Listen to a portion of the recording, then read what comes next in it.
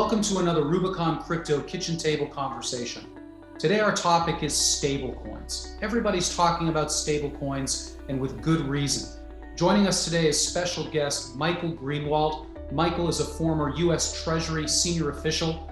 He is also a senior fellow at the Atlantic Council in Washington, D.C. Michael, as always, thank you so much for joining us. Great to be with you, Greg. Thanks for having me.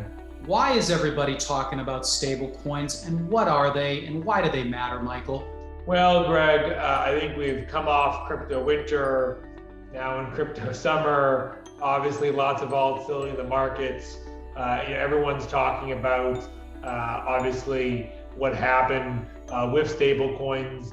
And, I think when you look at the market right now, stablecoins are supposed to be one-to-one, backed to a fiat currency.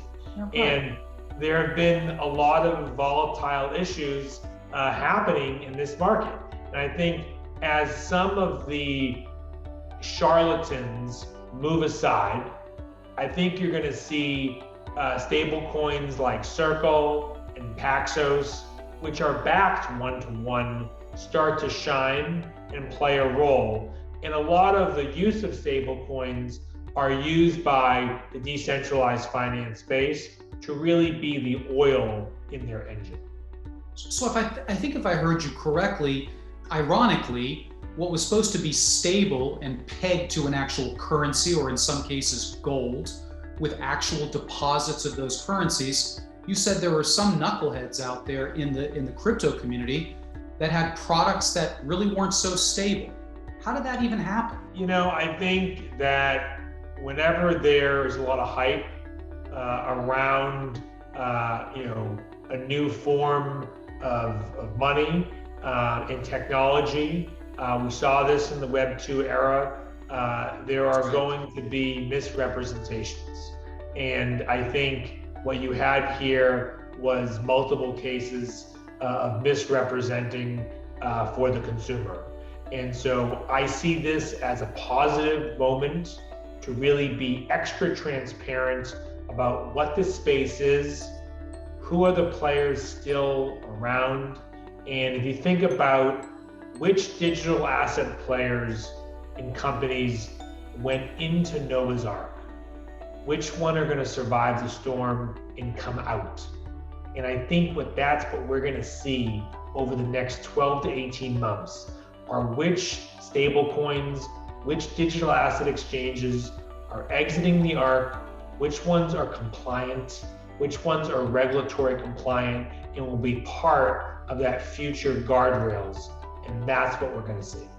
Michael, recently in New York, I believe New York was the first state to actually propose and mandate that there would be requirements for stablecoins doing business in New York State. It's maybe the first regulation we've seen around this subject. Do you see that, coming in a more sweeping way, whether it's through Congress or from other states or the SEC? How do you see that shaking out? It's good that New York is the first to actually provide some firm guidance around stablecoins, but what do you see happening with regulation around stablecoins? A lot of talk about it lately. There is. I think what you saw in New York was a really important step by Harris and her team, and I have a lot of respect for the bold approach they took. And I think it'll be interesting to see whether that digital asset mantle is taken up by other states and what impact it has on the Congress. I think as we get closer to midterms, we're likely not going to see those guardrails come into place.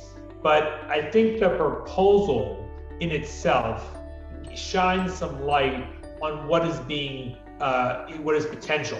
And obviously that's between, how is this going to be treated in the SEC, the CFTC. And I think as you go forward, a really important word in the executive order, innovation. And how is innovation going to shine through in the future legislation? And how can the consumer, how can the customer, how can the exchanges, How can the companies, how can they have a compass which is not gray? how can they have a clear compass for really executing their mission for the future of money going forward?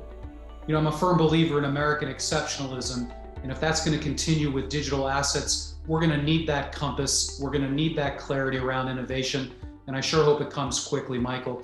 As always, thank you very much for joining us here on Rubicon Crypto Kitchen Table Talks. We'll see you next time. Thank you for having me, Greg.